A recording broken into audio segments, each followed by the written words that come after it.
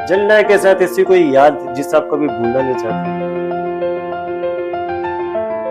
जननायक पूरे राजस्थान के लिए पूर्व मुख्यमंत्री हैं, पूर्व प्रदेश अध्यक्ष हैं, सब हैं। मुझे लगता है कि वो मेरे परिवार के सदस्य हैं। ये जितना रूम है उतना पूरा मेरा घर था। अच्छा अच्छा। वहां पर सड़क की हालत भी ठीक नहीं थी, तो आजा उसके पास गाड़ी खड़ी करके, और माननीय गहलोत साहब उस वक्त सीएम थे 2008। हाँ, 2008 में सीएम था। तब आप पैदल यहाँ से मेरे घर तक गए और मुझे ढांढस बताया बहुत बड़ी बात। सीएम साहब होते हुए कि चिंता मत करना, मैं बैठा हूँ। बहुत बड़ी बात। कार्यकर्ताओं ने उसको ऐसे हाथों से उस अच्छा। पूरे 200 किलो के गेट को उखाड़ के बाहर फेंक दिया। नमस्कार, मैं हूं इकबाल मौलानी और आप देख रहे हैं अशोक गहलोत टीम जननायक। आज हम एक ऐसी श्रृंखला शुरू करने जा रहे हैं जिसका नाम है राजनीति का सफर। और इस श्रृंखला में हम ऐसे लोगों से मुलाकात करेंगे जिन्होंने सेवा, समर्पण और त्याग के साथ एक नई पहचान बनाई, राजनीति के अंदर अपना मुकाम हासिल किया। इसी श्रृंखला का आज पहला एपिसोड है और इस पहले एपिसोड के अंदर हम आए हैं जोधपुर शहर जिला कांग्रेस कमेटी के पूर्व अध्यक्ष बड़े भाई जनाब सलीम खान साहब।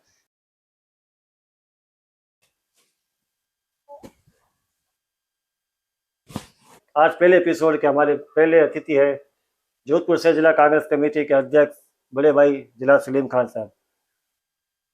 सलीम खान साहब, सबसे पहले मैं आपका स्वागत करता हूं और हमारा पहला सवाल आपसे ये रहेगा, हमारे दर्शकों को उत्सुकता रहेगी कि आपके बचपन के बारे में कुछ बताइए और राजनीति सफर आपने कैसे शुरुआत की और इसके अंदर आपने अशोक गहलोत से क्या प्रेरणा ली? इकबाल जी, मैं आपको बताना चाहता हूँ कि मैं एक बहुत साधारण परिवार में मैंने जन्म लिया। एक तरीके से मैं जब छोटा था, जब मैं पैदा हुआ, उस वक्त जहाँ जिस इलाके में हम लोग रहा करते थे वो कच्ची बस्ती के नाम से मशहूर था। जी जी बिल्कुल। और चूंकि मेरे फादर आर्मी में थे, हम अच्छा। 6 बहन भाई थे, कमाने वाले फादर साहब अकेले थे। अच्छा। और चूंकि फादर साहब आर्मी में, मुझे इस बात का गर्व है बिल्कुल बिल्कुल होता है। कि मेरे फादर ने हिंदुस्तान की तरफ से 3 जंगों में हिस्सा लिया। बहुत बड़ी बात। और उनके जो मेडल हैं, उस वक्त के जो भी जंग में पार्टिसिपेट किया करता था उसको भारत सरकार या भारतीय सेना एक चिन्ह के रूप में उनको, कि आप लोगों ने इसके अंदर पार्टिसिपेट किया, तो उसको देख के बड़ा गर्व होता है बिल्कुल बिल्कुल, ये गर्व की बात है कि हमारे फादर ने इस देश के लिए अपनी जवानी में अलग अलग बॉर्डर पे सेवाएं दी। एक अनुशासन का माहौल था हमारे घर में, बिल्कुल। और उस अनुशासन के माहौल की वजह से ही मैं उनका ऋणी रहूंगा जिंदगी भर कि हम 6 बहन भाइयों को उन्होंने पढ़ाया। वो कहा करते थे कि आप आधा पेट खाना खा लो लेकिन शिक्षा जरूरी है। शिक्षा जरूरी है। और ये मैं बात आपको 70 के दशक की बता रहा हूँ कि जब मुस्लिम समुदाय में एजुकेशन का इतना माहौल नहीं था। बिल्कुल नहीं था। उस संघर्ष के माहौल से निकलकर मैंने प्राथमिक शिक्षा उदय मंदिर से ली। उदय मंदिर आसन में जो स्कूल है सरकारी, वहां से जी। फिर न्यू गवर्नमेंट में मैंने 9th 10th की, 11th की।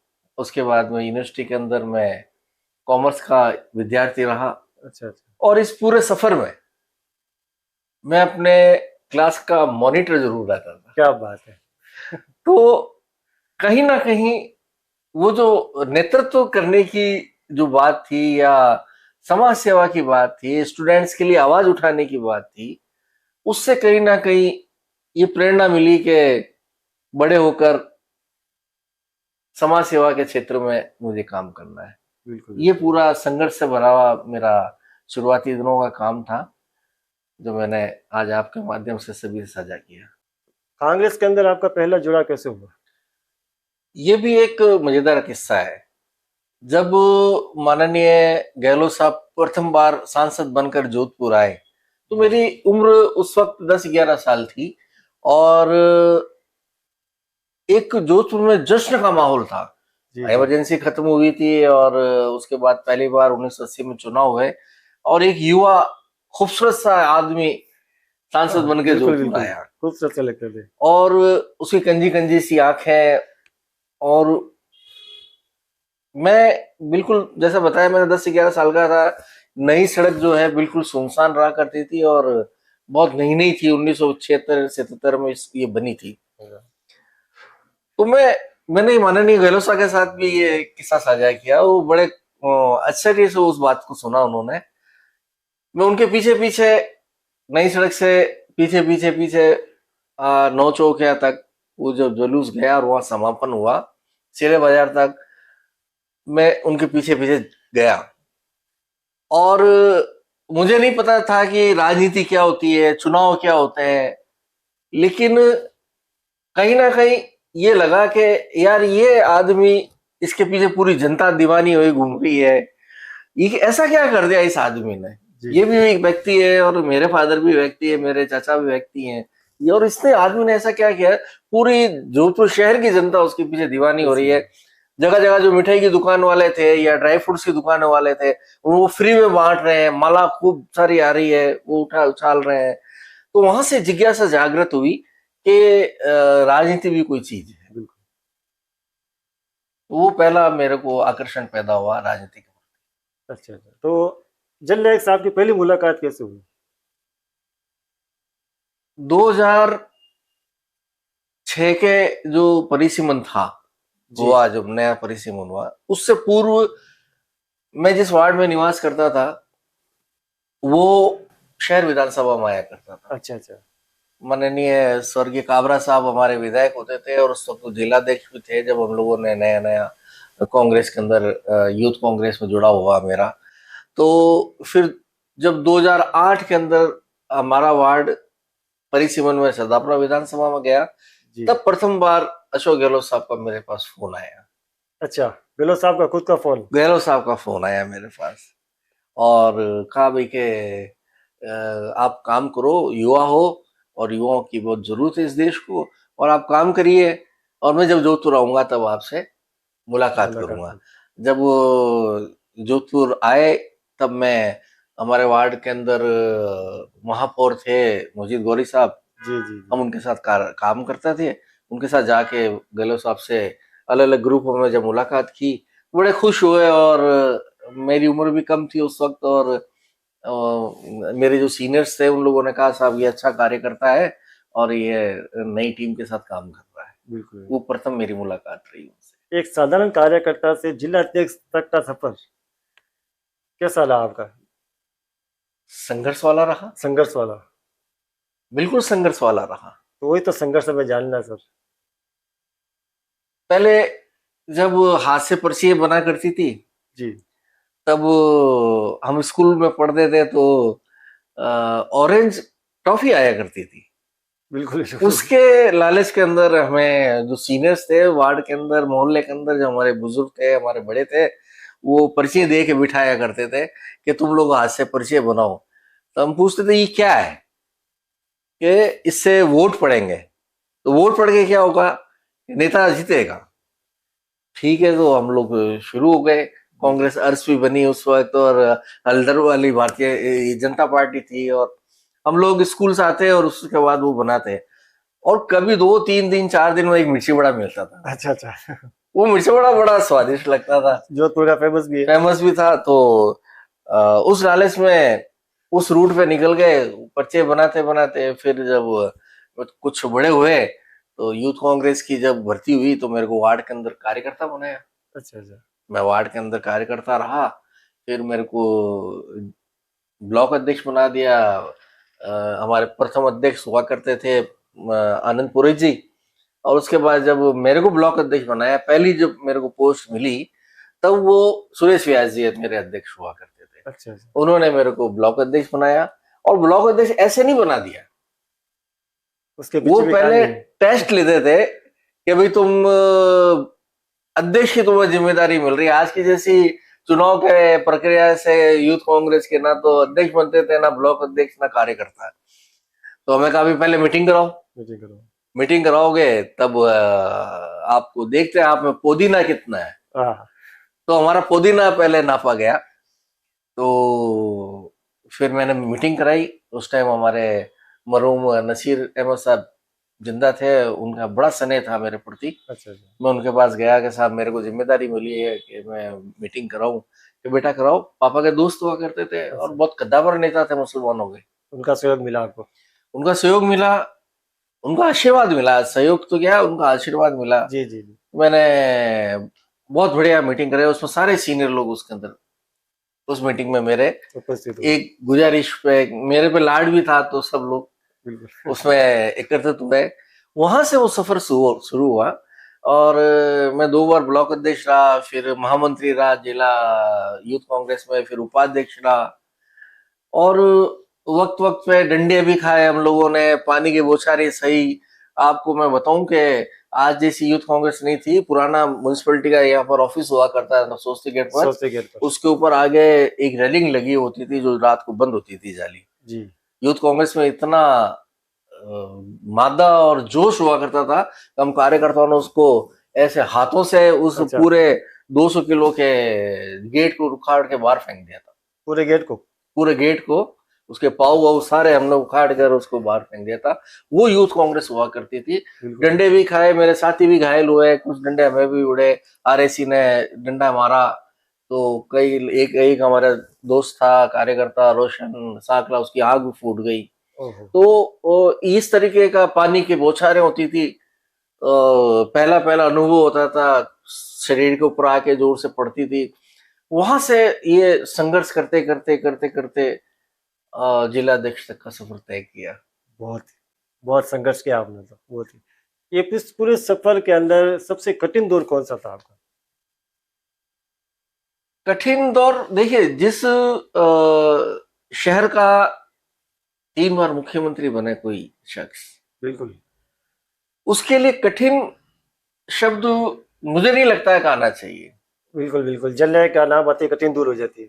सारी कठिनाइयां दूर हो जाती है। कठिनाई दूर हो जाती है। और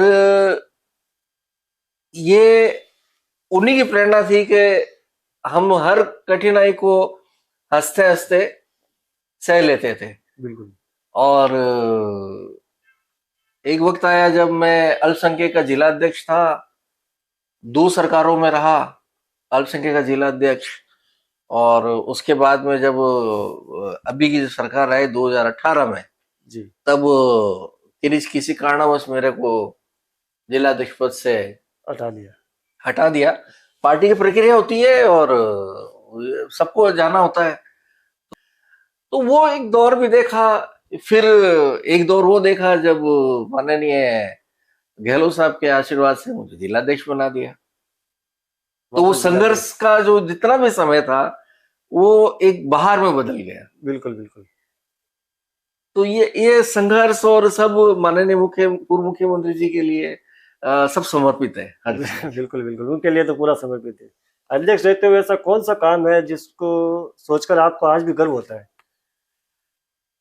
अध्यक्ष रहकर वैसे अनेक काम किए, और ये शहर इस चीज का साक्षी है कि सड़कों पर रहकर खूब संघर्ष किया।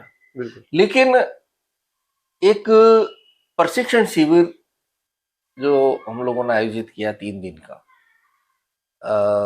वो जो लोग प्रशिक्षण देने आए थे और जो प्रशिक्षार्थी थे, जी। उन लोगों ने जब ये कहा कि पूरे राजस्थान में ऐसा प्रशिक्षण शिविर कहीं नहीं हुआ, वो गर्व का पल हो गया। और अध्यक्ष जी ने भी जब वो यहाँ के जो प्रशिक्षार्थी थे, प्रशिक्षण जो इंस्ट्रक्टर थे, उन्होंने जाके जब तारीफ की, मेरे जितने भी तमाम जो मेरे कार्यकर्ता, मेरे साथी जो थे, उनके अथक प्रयास की वजह से बिल्कुल। वो जो सफल हुआ, उसकी जब तारीफ हुई, तो वो पल गर्व का था। और उस टाइम माननीय गहलोत साहब मुख्यमंत्री थे, अच्छा अच्छा। और किसी कारणवश वो नहीं आ पाए। जोधपुर में हादसा हो गया था, अतिवृष्टि हुई, बहुत ज्यादा बारिश थी हाँ उन 2 दिनों के अंदर। आप तो खुद उसका हिस्सा बिल्कुल रहे। बिल्कुल, मैं हिस्सा रहता और मुझे और भी आज वो बहुत याद आता है। वो याद आपको भी आपके स्मरण में रहा होगा वो बिल्कुल सारा। बिल्कुल है। तो वो पल जो था, वो बहुत गर्व का था कि आपका नेता आपके कमर पे थपथपा के कहे कि यार तूने वो काम बहुत बढ़िया बहुत किया। बढ़िया। वो समझ लीजिए कि आपके पूरे जीवन भर की वो एक कमाई हो जाती है आप लोगों को। जननायक के साथ ऐसी कोई याद जिसे आप कभी भूलना नहीं चाहते हैं? जननायक पूरे राजस्थान के लिए पूर्व मुख्यमंत्री हैं, पूर्व प्रदेश अध्यक्ष हैं, सब हैं। मुझे लगता है कि वो मेरे परिवार के सदस्य हैं। वो पूरा राजस्थान को लगता है। मेरे फादर की 2008 में डेथ हुई। जी। तो मैं एक छोटे से घर में रहा करता था। ये जितना रूम है उतना पूरा मेरा घर था। अच्छा अच्छा। वहां पर सड़क की हालत भी ठीक नहीं थी, तो हाजा उसके पास गाड़ी खड़ी करके, और माननीय गहलोत साहब उस वक्त सीएम थे 2008 में, हाँ, 2008 में सीएम साहब। तब आप पैदल यहाँ से मेरे घर तक बैठने के लिए आए और मुझे ढाढ़स बंधाया बहुत बड़ी बात, सीएम साहब होते हुए। कि तू चिंता मत करना, मैं बैठा हूँ। बहुत बड़ी बात है ये। उसके बाद मेरी वालदा की डेथ हुई अभी 2 साल पहले। तब भी सिर्फ मेरे यहाँ बैठने के लिए 3 घंटे के लिए जोधपुर का प्रवास किया उन्होंने। बॉम्बे में, महाराष्ट्र में चुनाव थे, बॉम्बे के प्रभारी थे, तो माननीय पूर्व मुख्यमंत्री जी 3 घंटे के लिए जोधपुर प्रवास पर आए, मेरे यहाँ बैठे और यहाँ से सीधे एयरपोर्ट गए और वहां से वापस बॉम्बे चले गए। अच्छा अच्छा। ये सारी जो बातें हैं, ये समझ लीजिए कि ये मेरे पूरे जीवन की पूंजी है, जी, बिल्कुल बिल्कुल। जो कभी मैं भूल नहीं सकता उस आदमी का एहसान। बहुत स्नेह है आपके ऊपर हाँ, जल जाएगा। बहुत स्नेह है। बहुत स्नेह। मैं कह रहा हूँ ना कि सबके लिए वो नेता है, हाँ, मेरे लिए मेरे घर का बड़ा है। बिल्कुल है बिल्कुल। आज कांग्रेस कार्यकर्ताओं के लिए आप क्या संदेश देना चाहते हैं? कांग्रेस कार्यकर्ताओं के लिए एक सीधा संदेश है, मेहनत का कोई विकल्प नहीं है, संघर्ष का कोई विकल्प कोई नहीं है, विकल्प नहीं है, बिल्कुल। और बिल्कुल घबराने की जरूरत नहीं है। आज जो देश के हालात हैं, वो एक जेट फुहारा जब ऊपर जाता है इकबाल जी, हाँ, वो अपनी एक हाइट पर जाकर रुक जाता है, रुक जाता फिर है, वहां से नीचे आता है। बिल्कुल। तो आज जो शक्तियां हमारे इस प्यारे देश के ऊपर राज कर रही हैं, जिस तरीके के, जिस सोच के साथ राज कर रही हैं, जी जी, ये बदलेगा। बिल्कुल बदलेगा। वो जेट फुहारा अब नीचे की तरफ, उतार की तरफ है। बिल्कुल बिल्कुल बिल्कुल बिल्कुल बदलेगा। तो कार्यकर्ताओं को घबराने की बिल्कुल जरूरत नहीं है, संघर्ष करते रहें। मैं दावा करता हूं, मेरे जैसे साधारण कार्यकर्ता को जिला अध्यक्ष बनाया अशोक गहलोत ने, इस कांग्रेस पार्टी ने, राहुल गांधी ने। आपका भी समय आएगा, बिल्कुल आप इस पार्टी के लिए, धर्मनिरपेक्षता के लिए, इस वतन के लिए अपनी कुर्बानी देने के लिए तैयार रहें। हो सकता है कि बहुत देर से मिलेगा जरूर, और नहीं, और कुछ नहीं मिले तो आपको ये सुकून रहेगा कि हमने इस देश के लिए कुछ अच्छा किया है। इसलिए कार्यकर्ताओं से मेरा करबद्ध निवेदन है कि आप कांग्रेस के साथ काम करें, दिल लगाकर करें।